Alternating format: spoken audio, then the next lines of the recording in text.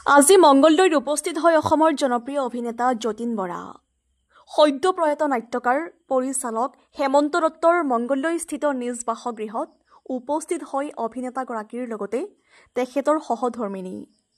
সুদীৰ্ঘকাল একাত্মভাৱে অসমৰ সাংস্কৃতিক ক্ষেত্ৰখনত কৰি অহা সংগ্ৰামৰ কথা সুঁৱৰি আৱেগিক হৈ পৰে অভিনেতাগৰাকী।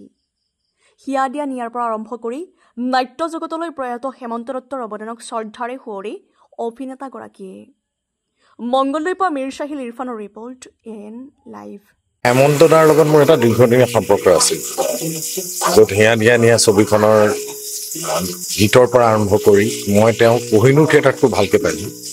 কোহিনুৰ থিয়েটাৰ মই 3টা বছৰ সম্পূৰ্ণ পাইছিলোঁ, য'ত মই ভাবোঁ যে হেমন্ত দত্ত নামেই নহয়, তেওঁ এটা অনুষ্ঠান হয়। আৰু ভ্ৰাম্যমান থিয়েটাৰ সম্পৰ্কে, অভিনয় সম্পৰ্কে, নাটক সম্পৰ্কে তেওঁৰ যিখিনি জ্ঞান আছে, মই ভাবোঁ মই নিজকে ভাগ্যৱান বুলি ভাবিব লাগিব যে তেওঁৰ লগত কাম কৰি মই অভিনয় অ আ ক খ শিকিছোঁ। আৰু বিশেষকৈ যে আমাৰ যিটো ভ্ৰাম্যমানৰ অভিনয়, সেইটো কিমান অভিজ্ঞ ব্যক্তি। মই মানে কোহিনুৰ থিয়েটাৰ অসীমত যাৰ হেৰাল সীমা যেতিয়া মই কৰিছিলোঁ, তেওঁ ডাইৰেকশ্যন দিছিল হেমন্ত দাই।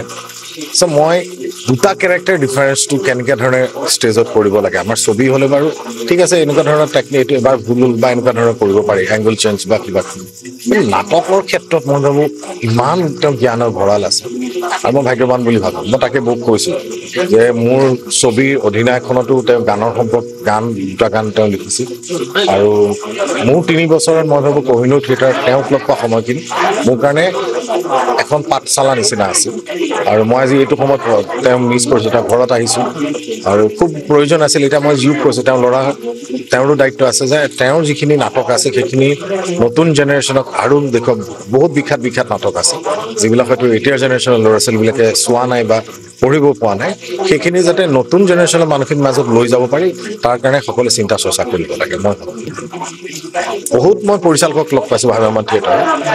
মই হেমন্ত দাক লগ পোৱাটো মোৰ কেৰিয়াৰৰ ক্ষেত্ৰত মই ভাবোঁ ভ্ৰাম্যমান থিয়েটাৰ অভিনয়ৰ ক্ষেত্ৰত যিখিনি জ্ঞান তেওঁৰ পৰা আহৰণ কৰিছিলোঁ, কি শিকিছোঁ নাজানো, কিন্তু যিকণ শিকিছোঁ তাত হেমন্ত দত্তৰ বহুত অৰিহণা আছে। বহুত আমাৰ হিয়া দিয়া নিয়া হেৰি আছে, নায়ক হ'ব খুজি নায়কত হেমন্ত দাৰ গান আছিল। ইনফেক্ট অধিনায়ক মোৰ ছবিত সেই ছবিখনৰ এটা গান, মেইন যিটো টাইটেল ট্ৰেকটো, এইটো হেমন্ত দা। মোৰ তেতিয়া এটা ইচ্ছা আছিল, যদি ভৱিষ্যতে চিনেমা কৰোঁ প্ৰথম টাইটেল ট্ৰেকটো হেমন্ত দাই লিখিব লাগিব। সেইমতে তেওঁ গানটো লিখিছিল অধিনায়কখন। আৰু মই তাকে কৈছোঁ, তেওঁৰ আৰু এখন বিখ্যাত নাটক আছে মুক্তি বুলি। সেই নাটকখন যদি নতুন জেনেৰেশ্যনক দেখুৱাব পাৰি, হয়তো চিনেমা আকাৰে বা নাটক আকাৰে, মই হয়তো সেইটোত অলপ চেষ্টা কৰিছোঁ। কি হয় নাজানো, কিন্তু মই যিমান পাৰোঁ মই চেষ্টা কৰিম। আৰু জিউৰো দায়িত্ব আছে, আমি মিলি পেলাই কিবা এটা কৰিব পাৰিলে ভাল লাগে। অসম চৰকাৰে অসম সৌৰভ বঁটা দিছে। আচলতে হেমন্ত দা সেই ক্ষেত্ৰত যে মোক কোনোবা এৱাৰ্ড দিব, মই এৱাৰ্ডলৈ আশাবাদী তেনেকুৱা নহয়। তো কামেই কৰি গ'লো। সেই সময়লৈকেতো তেওঁ নাটকেই ব্যস্ত। এতিয়া হয়তো আৰু ভাল পাব, যিটো এইবাৰ কোহিনুৰ থিয়েটাৰ হেমন্ত দাৰ নাটক নাই। মই কোহিনুৰ থিয়েটাৰ যদি ভৱিষ্যতে মই আকৌ থিয়েটাৰলৈ আহোঁ, হেমন্ত দাৰ কিবা এখন নাটক যদি পাৰোঁ নতুন প্ৰজন্মক দেখুৱাবৰ কাৰণে চেষ্টা কৰিম। আৰু মই এটাই ভগৱানৰ ওচৰত প্ৰাৰ্থনা দিছোঁ, তেওঁ আত্মাই চিৰশান্তি লাভ কৰক, তেওঁ য'তেই নাথাকক আমাক আশীৰ্বাদ দিয়ক, তাকে মই কামনা কৰিছোঁ।